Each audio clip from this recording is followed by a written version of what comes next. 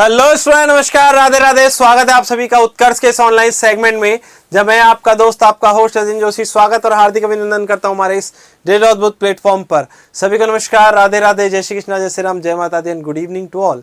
स्वागत है आप सभी का हमारे इस सेगमेंट में, जहां पर हम मिलकर बात कर रहे हैं एटॉमिक स्ट्रक्चर अर्थात परमाणु संरचना पर। तो आप मुझे बता दीजिए लास्ट हम लोगों ने कहाँ तक पढ़ा था, उसके बाद फिर हम लोग आगे का जो है उसको स्टार्ट करते हैं। तो बताइए फटाफट से कमेंट करके, लास्ट हम लोगों ने क्या पढ़ा है। एटॉमिक स्ट्रक्चर हमारी चल रही है, क्या चल रहा है? एटॉमिक स्ट्रक्चर, परमाणु संरचना, ये टॉपिक चल रहा है। हम लोग इलेक्ट्रॉनिक विन्यास पढ़ रहे थे जहां तक मुझे याद है, और इलेक्ट्रॉनिक विन्यास में मैंने आफबो का नियम आप लोगों को बता दिया था। ठीक है, किसका नियम? आफबो का नियम मैंने आप लोगों को बता दिया था। ठीक है, बिल्कुल। अब आगे की बात करेंगे हम लोग, है ना। यहां मैं आप लोगों को ये भी बताने वाला हूं, लिखे थे 20 तक क्वांटम संख्या वाले क्वेश्चन मैं करा दूंगा, रेखा चिंता मत करो, और करा दूंगा। चैप्टर पूरा होगा वो बता दूंगा, ठीक है, और करवा दूंगा मैं, बहुत क्वेश्चन करा दूंगा, चिंता मत करो। ठीक, अब ध्यान दो, हम लोग अब आगे हम लोग बात करेंगे जो, ठीक है, तो हम लोग आगे बात करने वाले हैं आफबो के नियम के बाद पावली का अपवर्जन नियम। किसका? पावली का अपवर्जन नियम, एक्सक्लूजन प्रिंसिपल बाय पावली। अपवर्जन नियम, एक्सक्लूजन प्रिंसिपल बाय पावली। ठीक है, तो पावली अपने अपवर्जन नियम में क्या कहते हैं, ये बात ध्यान से सुनिएगा भाई। पावली अपने अपवर्जन नियम में ये कहते हैं कि भाई देखो, किसी एक कक्षक में दोनों इलेक्ट्रॉनों के लिए चारों क्वांटम संख्याएं समान किसी एक कक्षक में दोनों इलेक्ट्रॉनों के लिए चारों क्वांटम संख्याएं समान नहीं हो सकती। क्या कहा? पावली अपने अपवर्जन नियम में कहते हैं एक ही कक्षक में दोनों इलेक्ट्रॉनों के लिए चारों क्वांटम संख्याएं समान नहीं हो सकती। ठीक है, एकदम सिंपल बात। इस नियम के अनुसार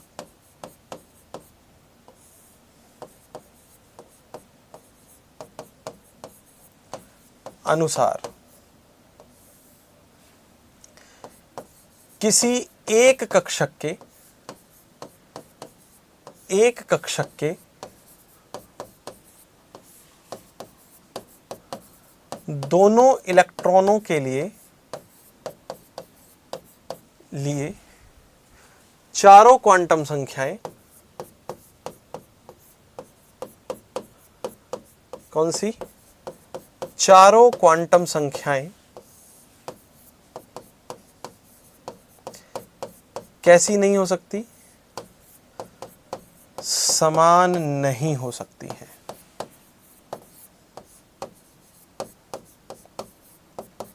चारों क्वांटम संख्याएं कैसी नहीं हो सकती हैं?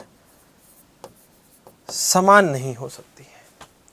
ठीक है, इस नियम के अनुसार किसी एक कक्षक के दोनों इलेक्ट्रॉन्स के लिए चारों क्वांटम संख्याएं समान नहीं हो सकती है। ठीक, फिर कितनी क्वांटम संख्याएं समान हो सकती हैं अधिकतम, उस पर बात करेंगे। जैसे मैं एक इलेक्ट्रॉनिक विन्यास पर बात करता हूं, 12 नंबर पर आता है मैग्नीशियम आता है 12 नंबर पर। ये होता है 1s2 2s2 2p6 और 3s2। तो हम 3s2 वाला कक्षक पिक कर लेते हैं। कौन सा कर लेते हैं? 3s2 वाला कक्षक पिक कर लेते हैं। अब हमने 3s2 वाला कक्षक जो पिक किया है ना, इसमें दोनों इलेक्ट्रॉन लगा देते हैं। एक ये रहा, एक ये रहा। ठीक है, अब देखो, पहले इलेक्ट्रॉन के लिए ये फर्स्ट इलेक्ट्रॉन हो जाएगा और ये हो जाएगा सेकंड इलेक्ट्रॉन। और ये कक्षक कौन सा है? 3s कक्षक है। अब आपसे कोई पूछे कि बताओ पहले इलेक्ट्रॉन के लिए n का मान क्या है, l का मान क्या है, m का मान क्या है और s का मान क्या है। सेम यहां पूछे कि n का मान क्या है, l का मान क्या है, m का मान क्या है और s का मान क्या है। तो बताओ पहले इलेक्ट्रॉन के लिए n का मान क्या है, ये लिख रहा 3, तो इलेक्ट्रॉन के लिए n का मान कितना हो जाएगा? 3 हो जाएगा। ठीक है, क्या हो जाएगा? 3 हो जाएगा। यहां भी 3 है ना, तो n का मान कितना हो जाएगा, 3 हो जाएगा। वो तो कक्षक से पता चल रहा है। ठीक है, दूसरी बात सुनो, अगर n का मान 3 है तो l का मान क्या हो सकता है, 0 हो सकता है, 1 हो सकता है, 2 हो सकता है। मगर समझने की बात यह है कि भाई यहां पर s कक्षक है, s कक्षक के लिए l का मान कितना होता है, 0। s कक्षक के लिए l का मान कितना होता है, 0। यही तो होता है। ठीक है सर, कोई बात नहीं।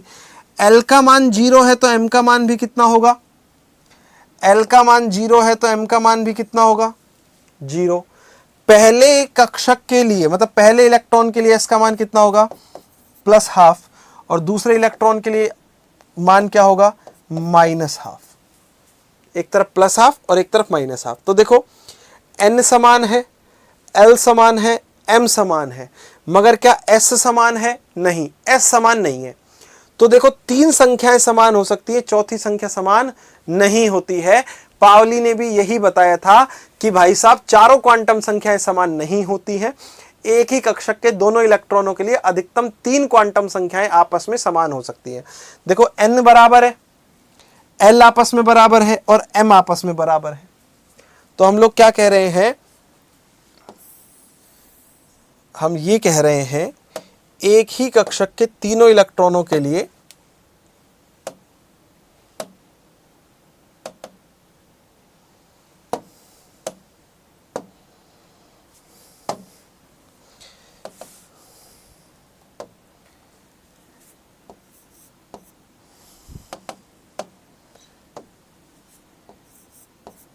एक कक्षक के दोनों इलेक्ट्रॉनों के लिए, तीनों नहीं,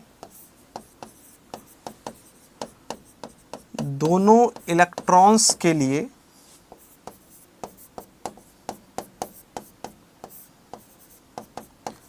अधिकतम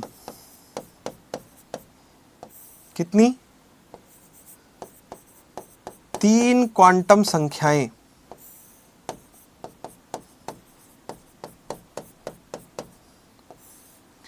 कितनी क्वांटम संख्याएं, 3 क्वांटम संख्याएं। ठीक है, कौन कौन सी, n l m परस्पर समान हो सकती है।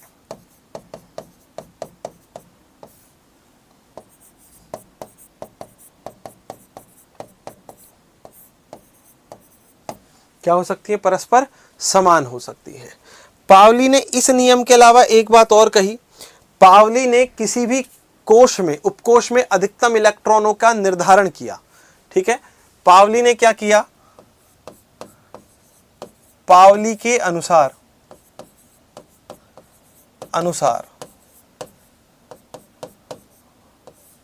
कोई भी जो कोश होगा ना, उसमें अधिकतम इलेक्ट्रॉनों की बात कर रहे हैं।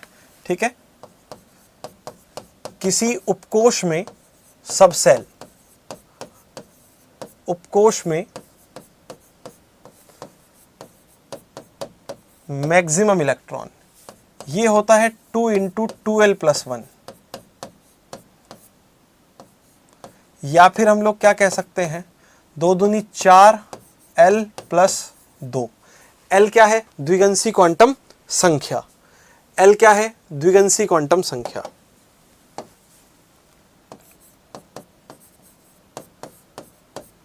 द्विगंशी क्वांटम संख्या,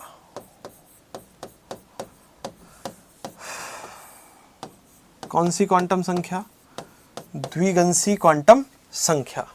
ठीक है, चलो अब हम लोग यहां पर बात करते हैं आगे।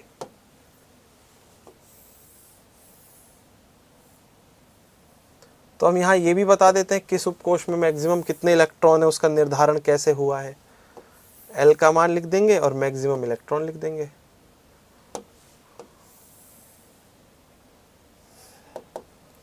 ठीक है, उपकोश L और यहां पर लिखेंगे मैक्सिमम इलेक्ट्रॉन। ठीक, और मैक्सिमम इलेक्ट्रॉन क्या है, 4l+2, यही तो है। तो भाई यहां देखो, उपकोश में S P D और F, S उपकोश के लिए L का मान कितना होता है, 0, तो 4 × 0 + 2 कितना हो जाएगा, 2। S के बाद क्या होता है P, P के लिए L का मान कितना होता है 1, तो 4 इंटू 1 प्लस 2, 4 एकम 4 और 2 6 हो जाएगा। ठीक है जी। नेक्स्ट हम बात करते हैं SPD, ये हो जाएगा अपने पास 2, 4 इंटू 2 प्लस 2 बराबर 10, और F में आ जाएगा 3, तो 4 इंटू 3 प्लस 2 कितना हो जाएगा 14। साथ ही उसने ये बताया कि ये उपकोष जो है वो SPDF जो है इनकी फुल फॉर्म क्या है। ठीक है जी हाँ, देखो S4 होता है शार्प, P4 होता है प्रिंसिपल,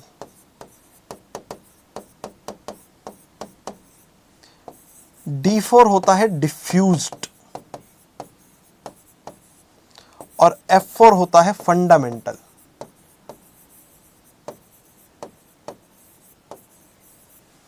ये उसने बताया। ठीक है, SPDF ये था पावली का अपवर्जन नियम। किसका अपवर्जन नियम? पावली का अपवर्जन नियम। इसके बाद हम लोग बात करेंगे हुंड के अधिकतम बहुलकता के नियम की। किसके नियम की बात करेंगे? हुंड के अधिकतम बहुलकता के नियम की बात करेंगे। तो देखो हुंड का अधिकतम बहुलकता का नियम हमसे क्या कहता है। चलो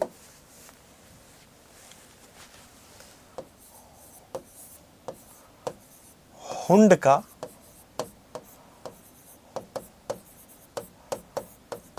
अधिकतम बहुलकता का नियम।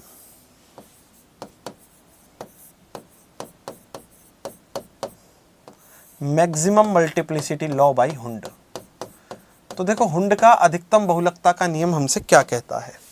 भाई हुंड का एक सीधा स्टेटमेंट है, हुंड कहता है झुंड नहीं करना। हुंड क्या कहता है मेरे सखा? हुंड कहता है झुंड नहीं करना। ठीक है, मतलब क्या है इस बात का? इस बात का मतलब यह है कि अगर आपके पास कोई इलेक्ट्रॉनिक विन्यास है कुछ इस तरीके से, कैसे 7n 1s2 2s2 और 2p3, तो जब आप इसको कक्षकों में भरोगे तो देखो ये 1s, ये 2s और ये 2p, ये 1s, ये 2s और ये 2p। 1s में जब इलेक्ट्रॉन भरे जाएंगे तो 1 2, 2s में जब इलेक्ट्रॉन भरे जाएंगे 1 और 2, कोई दिक्कत नहीं है। 2p जो है, ठीक है ना जी हाँ, क्या 2p जो है इसमें इलेक्ट्रॉन आपने भरे 1 2 3, तो भाई जैसे ही आपने इलेक्ट्रॉन इस तरीके से भरे ना तो आपने कर दी है गड़बड़, ये है गलत।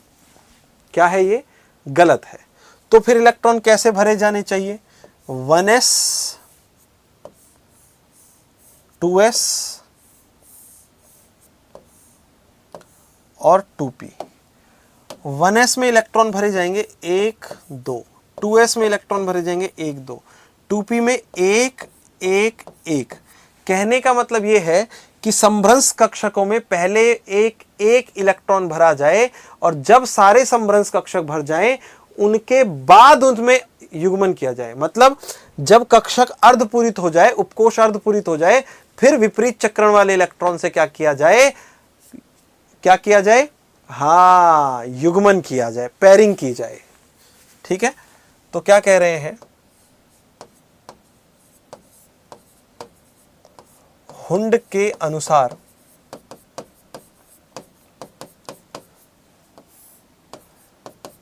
समभ्रंश कक्षकों में इलेक्ट्रॉन भरते समय, किस में इलेक्ट्रॉन भर रहे हो?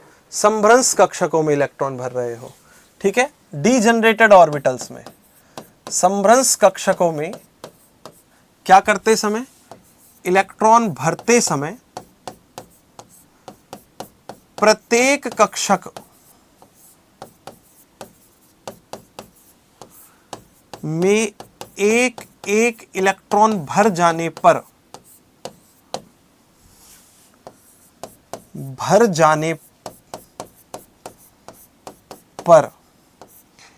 विपरीत चक्रण वाले इलेक्ट्रॉन से युग्मन करते हैं। ऐसा नहीं स्टार्टिंग से ही शुरू हो गए,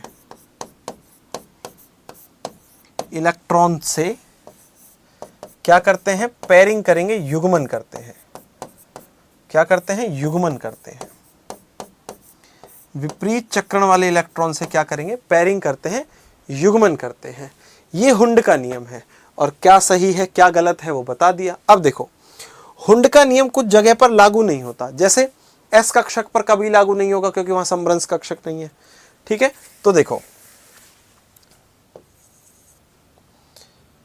यह नियम किस पर लागू नहीं होता, एस कक्षक पर लागू नहीं होता, लागू नहीं होता है। एक बात। दूसरी बात, यह नियम P1, D1 और F1 विन्यास पर भी लागू नहीं होता। 1 है तो युग्मन की बात ही नहीं है, लागू नहीं होता।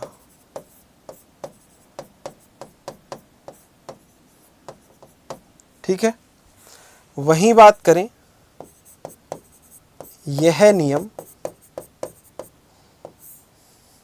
और कहां लागू नहीं होगा, हाइड्रोजन, हीलियम, क्योंकि इनमें एस विन्यास आता है, लिथियम, बेरिलियम और बोरोन में आता है P1 पर लागू नहीं होता।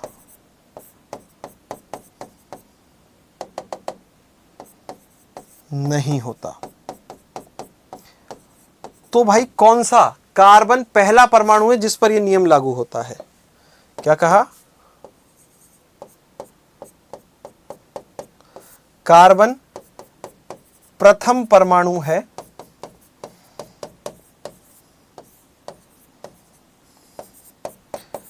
जिस पर यह नियम लागू होता है। क्या होता है, नियम लागू होता है। क्या होगा, जिस पर ये नियम लागू होगा। ठीक है, फिर आगे बात करते हैं। तो ये हुंड का नियम है भाई। हुंड के नियम के बाद अगला नियम है N+L का नियम। किसका नियम, N+L का नियम, जिसे बोर बरी का नियम भी कहते हैं, क्योंकि बोर और बरी ने दिया N+L का नियम। अब इस N और L में आपको पता होना चाहिए कि N है मुख्य क्वांटम संख्या और L है द्विगंशी क्वांटम संख्या। मैं पहले भी लिखवा चुका हूं तो बार बार नहीं लिखवा रहा हूं।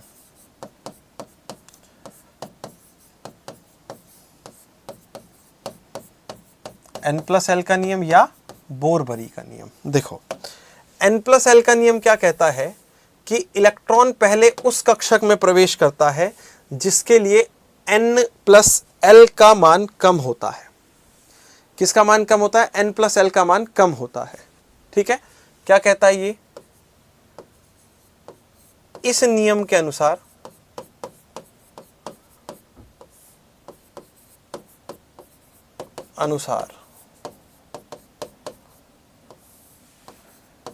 इलेक्ट्रॉन पहले उस कक्षक में प्रवेश करता है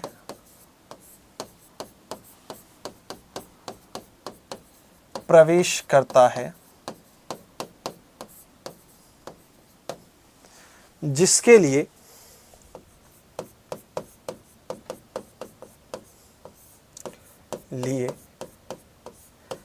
N+L का मान कम हो।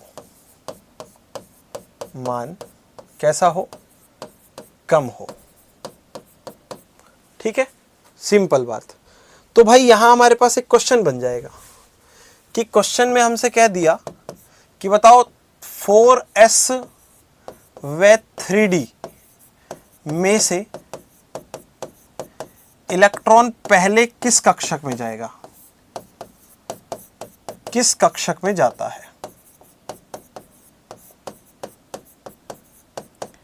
जाता है। ठीक है, पहले किस कक्षक में जाएगा।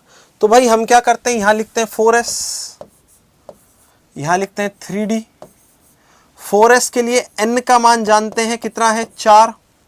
3d के लिए n का मान कितना है, 4। 4s के लिए l का मान कितना होगा 0, s कक्षक के लिए l का मान कितना है 0, सॉरी 4 नहीं 3, कितना 3, और यहां पर l का मान कितना होगा, देखो s के लिए 0, p के लिए 1 और d के लिए 2। तो हम लोग यहां क्या करते हैं, n प्लस l निकालते हैं, n प्लस l निकालते हैं। तो देखो कहां जाएगा, वहां जाएगा जहां पर कम हो। तो इलेक्ट्रॉन जो है वो पहले कहां प्रवेश करेगा, बताओ इलेक्ट्रॉन पहले कहां प्रवेश करेगा। इलेक्ट्रॉन पहले उस कक्षक में प्रवेश करता है, किस कक्षक में, जिसमें n प्लस l का मान कम होता है। तो कहां पर, 4s कक्षक में जाता है।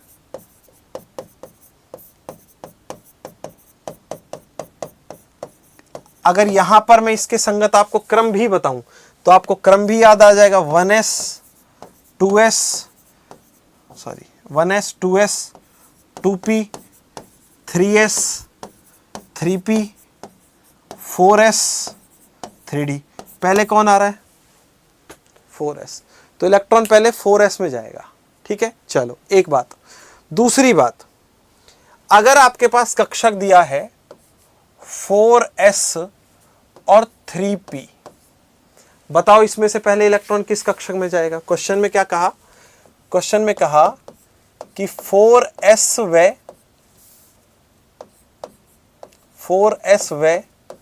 3p कक्षक में से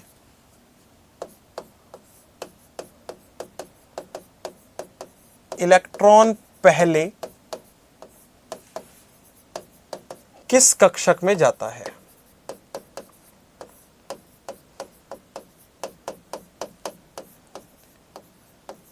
ये कहा है इलेक्ट्रॉन पहले किस कक्षक में जाता है।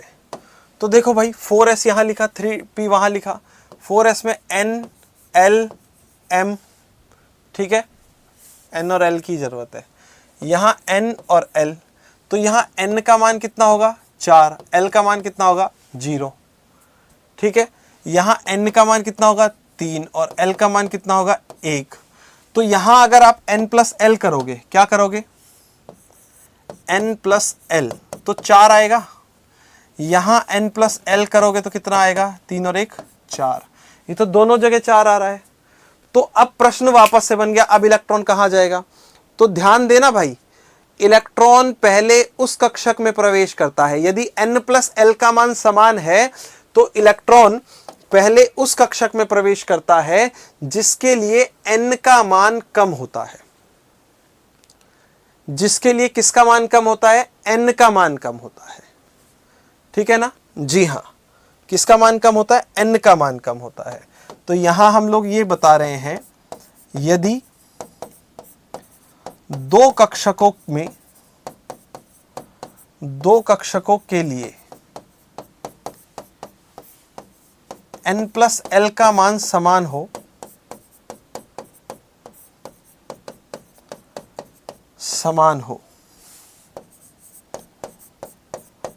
तो इलेक्ट्रॉन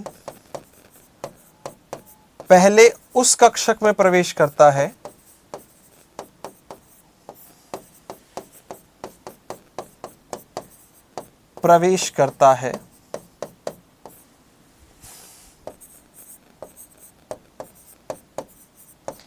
जहां n का मान कम हो।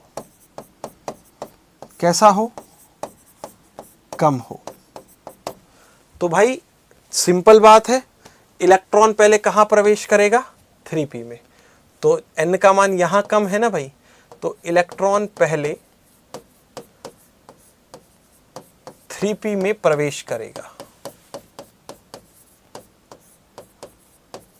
बस इस तरीके से हम लोग एक और नियम समझ चुके हैं। इसके बाद इस चैप्टर का लास्ट टॉपिक और लास्ट नियम, फिर ये चैप्टर हो जाएगा खत्म, ठीक है।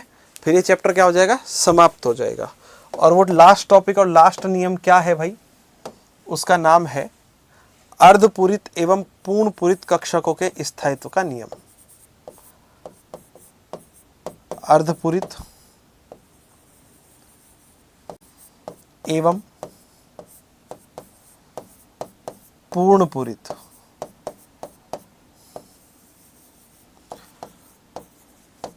कक्षकों के स्थायित्व का नियम।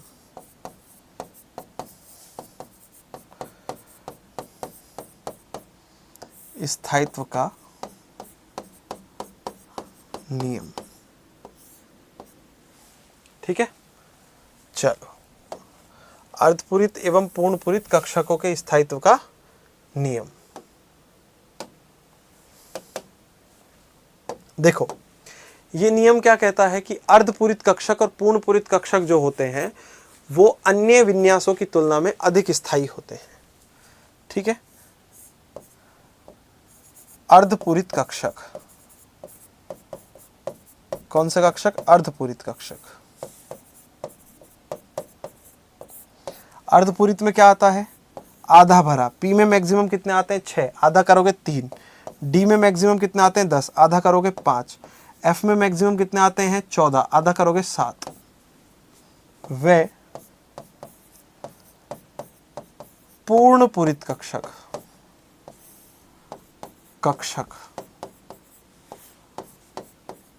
P6, D10, F14,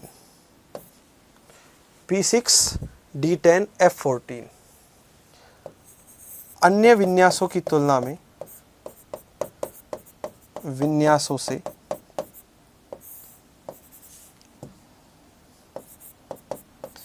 कैसे होते हैं? अधिक स्थायी होते हैं।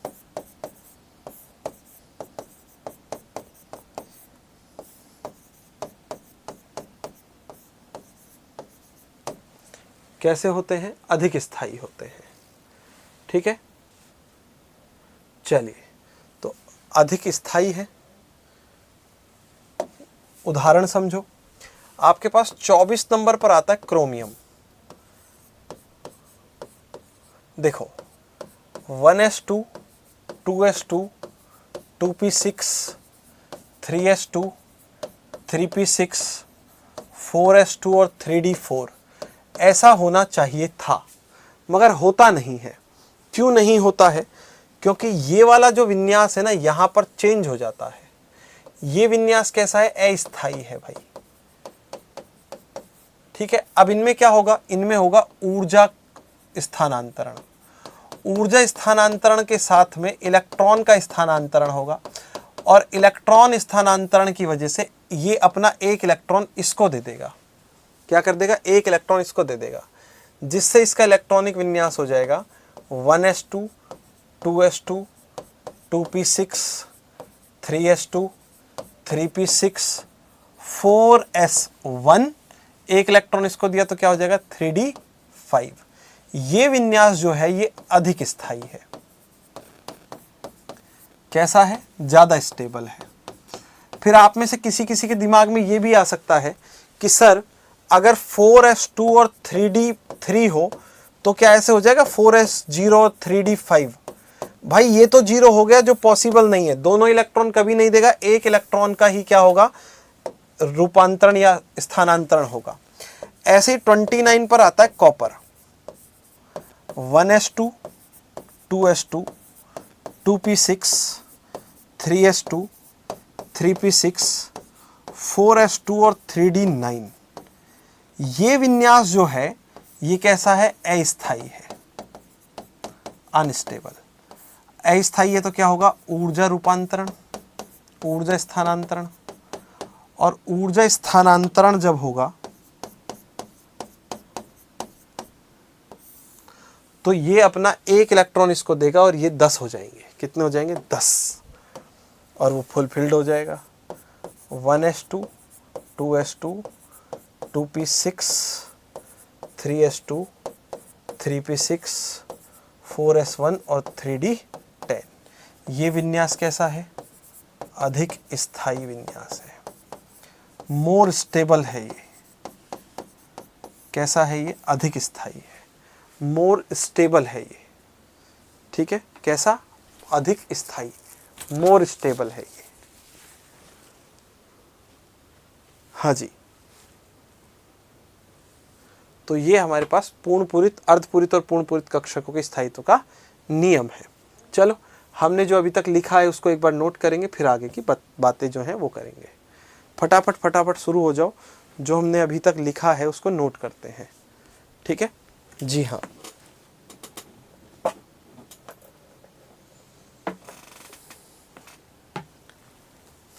करिए नोट, फिर आगे की बातें करेंगे। हाँ,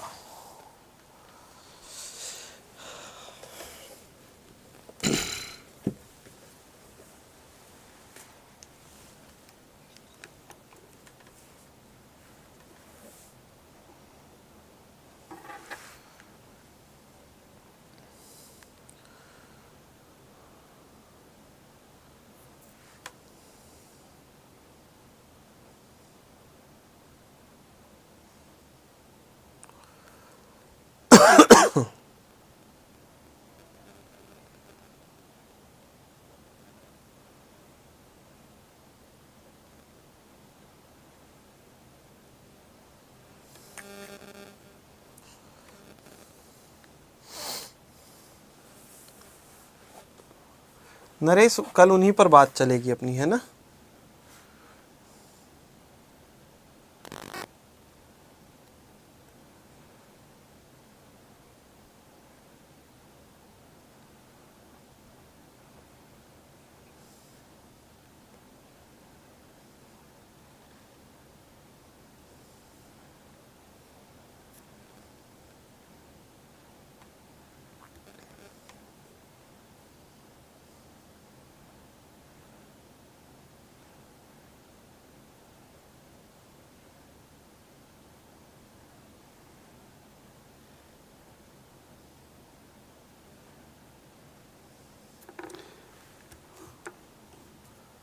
चलें आगे, चलो आगे बढ़ो, आगे नोट करो।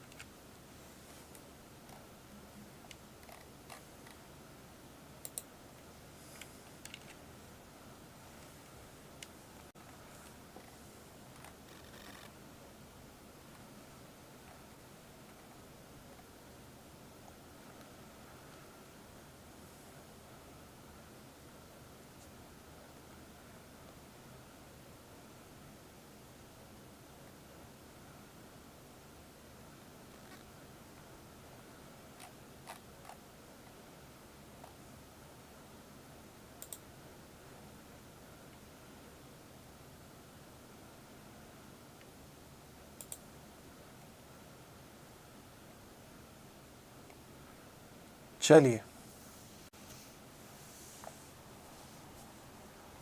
हो गया नोट, चलो आगे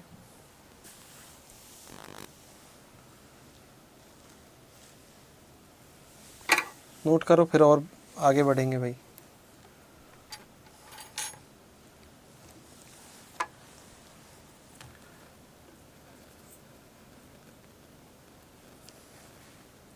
जिस दिन आप शिक्षित हो गए,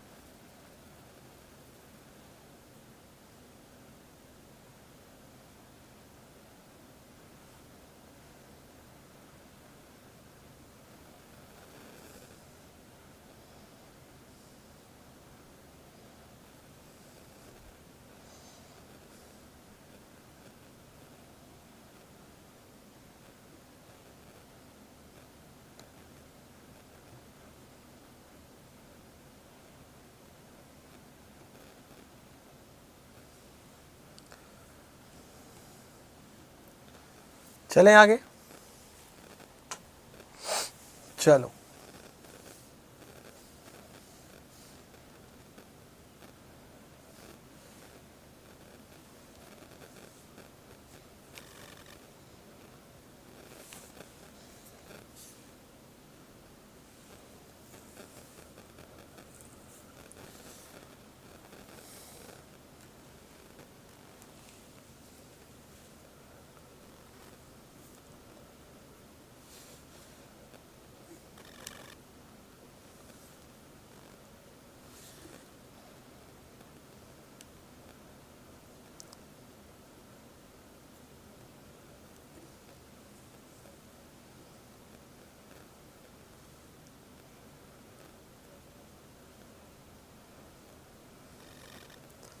त्रिज्या नोड त्रिज्या के लिए होगा मेरे भाई, और कोणीय नोड जो होता है वो परिधि पर अवेलेबल, सॉरी केंद्र पर अवेलेबल होगा, है ना।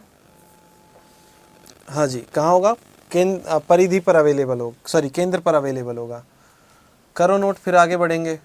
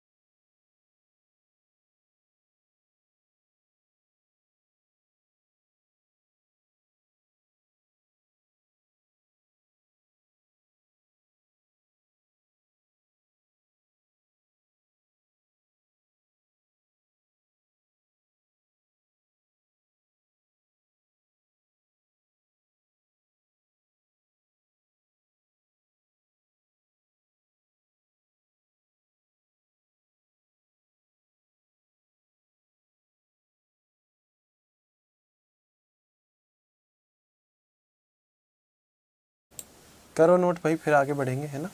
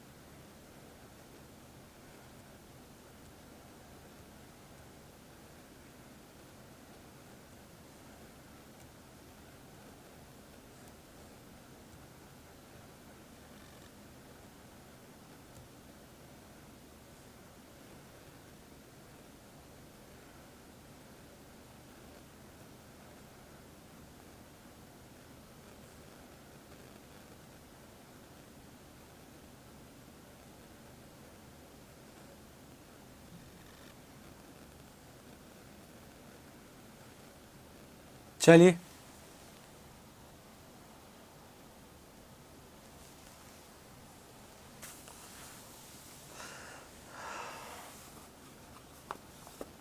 भारती बोलता तो मैं इंग्लिश,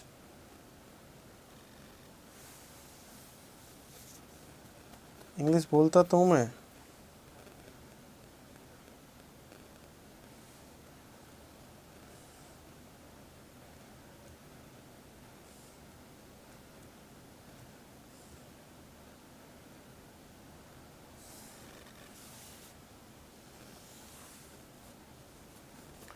नोड तल जहां इलेक्ट्रॉन के पाए जाने की संभावना ना हो, और इलेक्ट्रॉन घनत्व जहां इलेक्ट्रॉन पाए जाते हैं।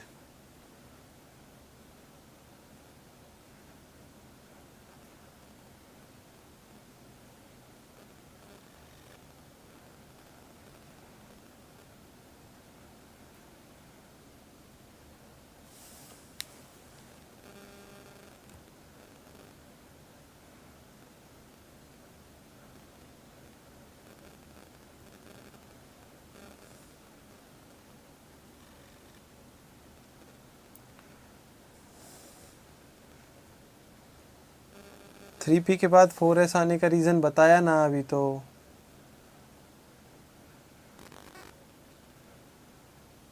अभी तो बताया था n+l का नियम, अभी बताया है।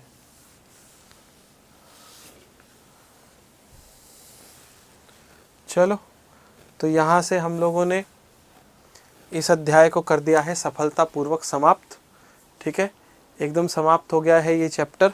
और बाकी सारी बातें जो हैं इससे रिलेटेड जो क्वेश्चंस हैं वो हम लोग करेंगे नेक्स्ट क्लास के अंदर। यहाँ से ये चैप्टर हो गया है द एंड, एकदम समाप्त हो गया है ये चैप्टर, बिल्कुल ख़त्म हो गया है ये चैप्टर। ठीक है, बाकी बातें करेंगे हम लोग अगली क्लास में। तो 18 क्लासों में चैप्टर खत्म हुआ, कल इसके क्वेश्चंस डिस्कस कर लेंगे। बाकी बातें होंगी अगली क्लास में। आप लोग पढ़ते रहिए, आगे बढ़ते रहिए। जय हिंद, जय भारत, जय जवान, जय किसान, जय विज्ञान। राधे राधे।